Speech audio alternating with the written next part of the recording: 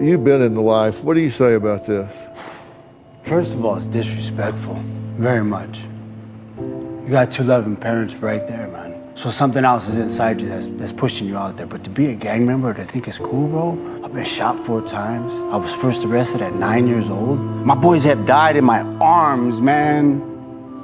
I thought those were the cards that were dealt to me. To hear you say that's cool, it blows me away, youngster. It breaks my heart. To carry a gun, like, what are you gonna do when somebody runs up on you and you got a strap? You're gonna pull the trigger. And then what you can't give that life back, bro. You got a heart, bro. There's nothing cool about taking somebody's life. I promise you. Is that someplace he wants to be? No, sir. Disneyland is a good place to go.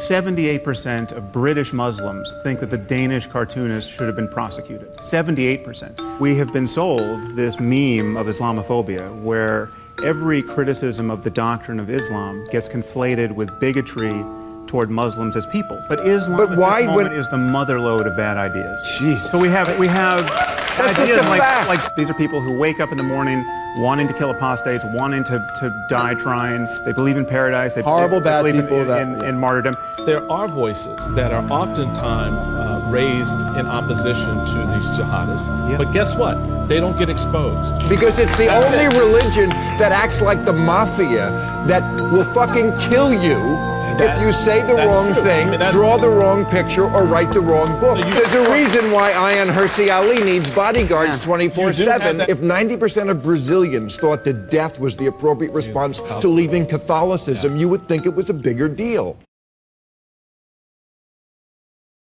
Ask everyone to rate themselves on a scale of 1 to 10. Go ahead. 10. That fucking 10. 10. I feel like I'm a 6.7. Why the fuck would you ever say something like that? Physically or overall? I'm factoring everything in. What do you feel like you could improve on? I feel like my fitness is lacking. It's supposed to be if you line up 10 random men and you ask them, would you fuck her?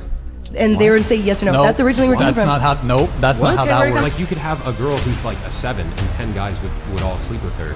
But that doesn't mean that she's a 10. Degrees. If the hottest possible Victoria's Secret model, just physical perfection, is a 10, how might you compare yourself to her? You think 10. You think you're like the most attractive specimen that's ever walked this earth? Yeah, I'm saying yes. The TikTok has gotten into your brain, Kiko. I don't use TikTok really. You have a TikTok called Rage Quit Kiko. I know, but I just made that. I have like 900 followers. So Yeah, how is you're 900 famous. followers getting You're into my head? famous. Kiko, you're a 10 in delusion. You have a daughter. Are you going to tell her to date a guy with a criminal past? No.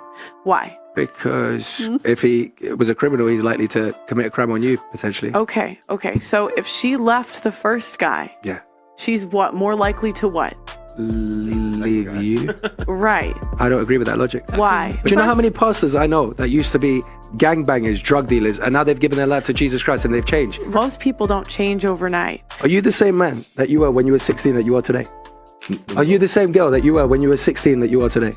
You know, I've been cheated on, right? And it was my own fault because I picked him. Because taking accountability means that the situation you're in is your own fault and not blaming the world for your poor choices. If a child is molested by a relative, is it his fault? No, I don't think the molestation is the child's fault. But I do think there's some accountability on the parents about who you let around your kids. Live with a girl for 3 months, you'll find out who the fuck she is. Straight away, boom. Men overall work 52 minutes more each day than women. Women are twice as likely to work part-time. Women take leave from work more frequently than men and for more extended periods of time, 34 days a year versus 21 for men. Women use 88% of their vacation days compared to 82% of men. And women call in sick 30% more frequently than men. Then on top of that, men work most of the dangerous jobs. Men work most of the STEM careers that pay more. Women go into jobs that pay less.